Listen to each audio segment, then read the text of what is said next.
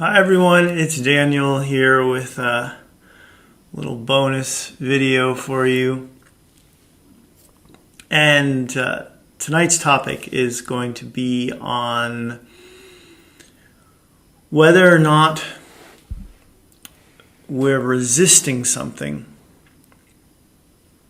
and how do we avoid that pitfall of going into resistance of something that truly doesn't resonate with us. Because it doesn't have to be something that we then offer resistance to just because it doesn't resonate. We don't have to make it bad or tell everyone why we don't want to participate in that thing, whatever it is. So this example just came to me. So, within the New Age / spiritual community, there was a lot, and maybe still is a lot of excitement around Bitcoin, and then all these other coins came out and, generally referred to as cryptocurrency. And I just remember all these posts suddenly, this person's a Bitcoin expert, made millions, and take this person's course. Or people were messaging me about it and asking me about it. And what I now realize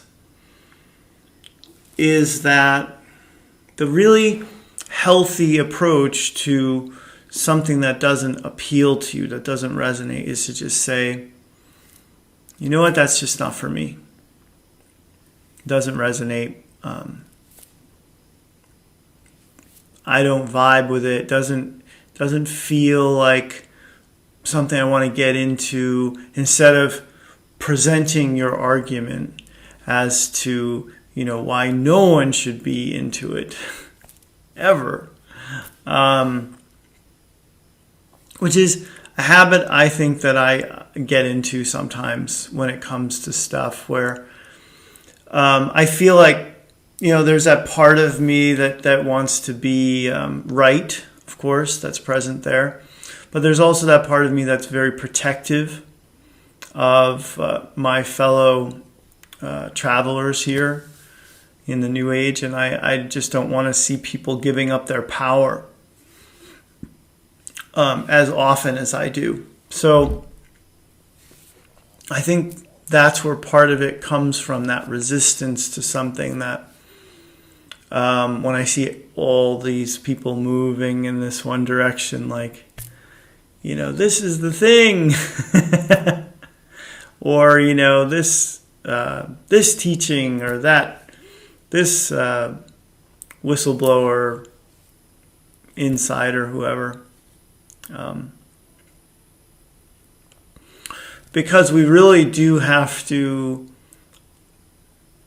listen to our own guidance and feel into things and see if they feel right to us. But then when we do that, when we notice, oh, is this working for me? Is this something that I feel excited about or compelled to check out more? And, if we don't have to then write a blog or make a video or tell everybody that we know that this is not a good thing and nobody should partake in it. And going back to my example, there are plenty of people who made a lot of money in those markets, those cryptocurrency markets, and probably will continue to do so. And I'm not going to say anything more about it. I'm not going to tell you why I've not bought any. But I will say that that's not for me. It just doesn't resonate. It doesn't seem like it's a movement in the direction that I want to go, or I think, again, that it doesn't feel right. So I was talking to Todd Medina today about this. He interviewed me on his Soulology, I think it's called, kind of podcast. It's a video podcast. If you want to check it out, it's on my Facebook page right now, the timeline, whatever they call it. Should be one of the more recent things on there. And we were talking about this sort of thing, about resistance, and how, especially when you know that your views are good for the collective. It's hard. It's one of those challenging things where you just want to help the collective, and you think, well, if I resist this thing over here where I can see how this is not good for the collective, or this is not empowering, then it just perpetuates that same cycle of us versus them. So this is a way to sort of free ourselves from that idea that it's us versus them. It's very, very biblical, it's very religious to think in terms of, well, the good's defeating evil, the light is defeating the dark, rather than integration, light and dark together within all of us. And that is, I think, a much more spiritually oriented way of looking at it, which is why I think the Arcturians always say, shifting our consciousness is not about defeating anyone. It's not even about seeing anyone as separate from us, as outside of us,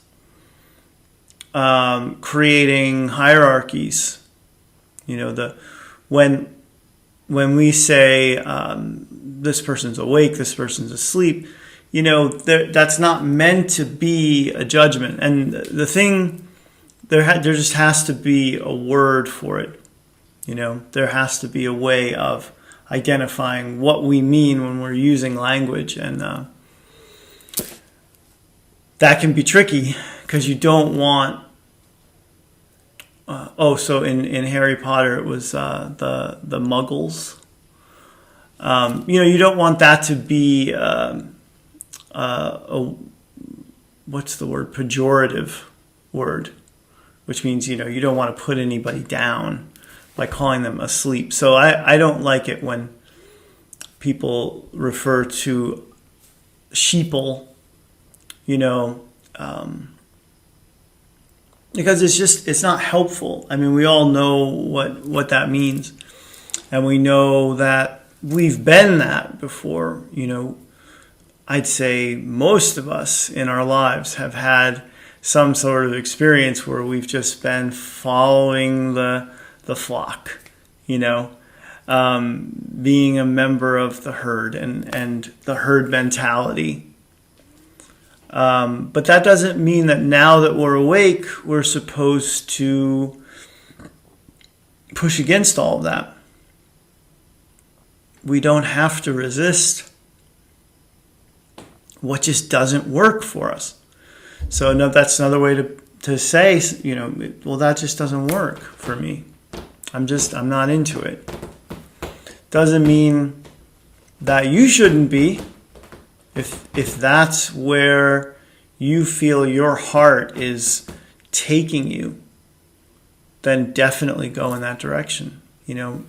We all need to encourage each other to follow our guidance and follow our bliss instead of coming to some sort of consensus. And that's the other thing Todd and I were talking about earlier today, was that when you need someone to agree with you,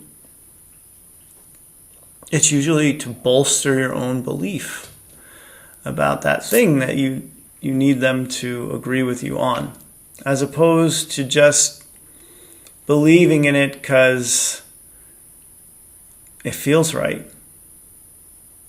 And if you do that gut check and you say, well, how does this feel?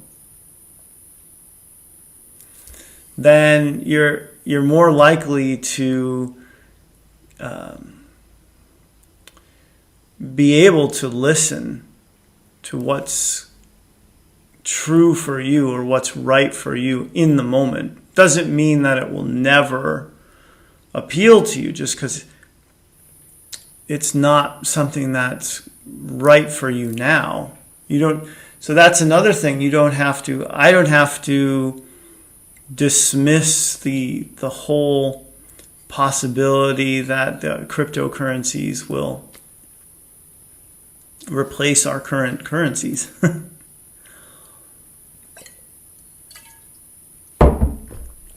And